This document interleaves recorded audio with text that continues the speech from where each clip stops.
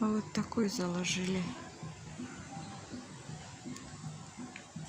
храм Инна Пина Рима в честь древних крымских мучеников. В том году еще этого ничего не было.